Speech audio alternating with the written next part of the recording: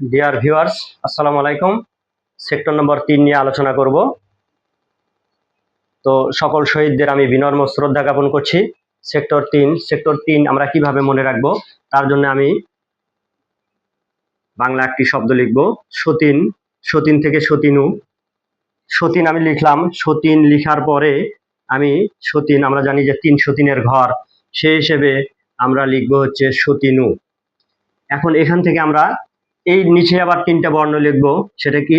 সেই বর্ণটা হচ্ছে H K D, অথবা ডি কে এইচ লিখতে পারি আমরা। ডি কে এইচ, এই তো এই তালবস্যতে আমরা তার আগে সেক্টরটা দেখে নেই। 3 তয় শিকারে 3 দুন্দুনের শিকারে 3, এখান থেকে হচ্ছে 3 হচ্ছে রসউকার বাদ দিব, তার মানে 3 নম্বর সেক্টর। 3 নম্বর সেক্টর। আর হচ্ছে এইটা আবার পুনরায় নু নিব, তালবস্য নিব আর নু নিব। তালবস্যতে major K M Shafiullah, major K M Shafiullah,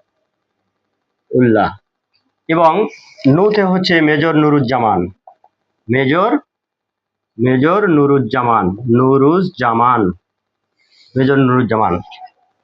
এবার ডি কে এইচ মানে হচ্ছে এই মেজর কে এম শফিউল্লাহ এবং মেজর নুরুজ্জামান 3 নম্বর সেক্টরে যে সেক্টর কমান্ডারের দায়িত্ব পালন করেন। সাথে এই 3 নম্বর সেক্টরে যে জেলাসমূহ বা যে অঞ্চলগুলো অন্তর্ভুক্ত ছিল, সেটা হচ্ছে যে ডিতে হচ্ছে ঢাকা জেলার উত্তর এবং পশ্চিম, ঢাকা জেলার উত্তর এবং পশ্চিম অঞ্চল, ঢাকা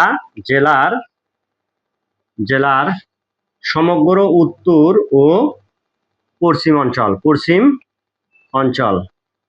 কারণ 2 নম্বর সেক্টরে ঢাকা জেলার পূর্ব অংশ চলে গেছে, তাহলে থাকে হচ্ছে ঢাকা জেলার পশ্চিম অঞ্চল, আর সমগ্র হচ্ছে যে উত্তর অঞ্চল আর কি ঢাকা জেলার। এবং সাথে থাকবে হচ্ছে কিশোরগঞ্জ জেলা ও হবিগঞ্জ জেলা। কিশোরগঞ্জ এতে হচ্ছে কিশোরগঞ্জ জেলা, ময়মনসিংহ কিশোরগঞ্জ জেলা বা মহকুমা তখন। আচ্ছা, আর হচ্ছে এই এইচতে হচ্ছে হবিগঞ্জ জেলা।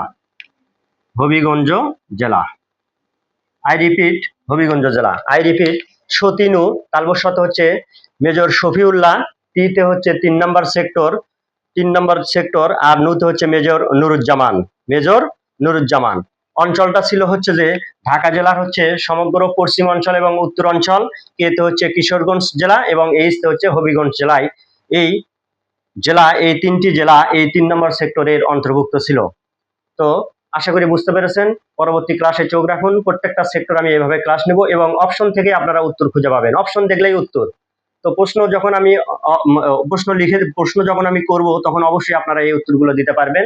আমি এই প্রশ্নের উপরে একটা ক্লাস নিব ইনশাআল্লাহ। ধন্যবাদ সবাইকে। আসসালামু আলাইকুম।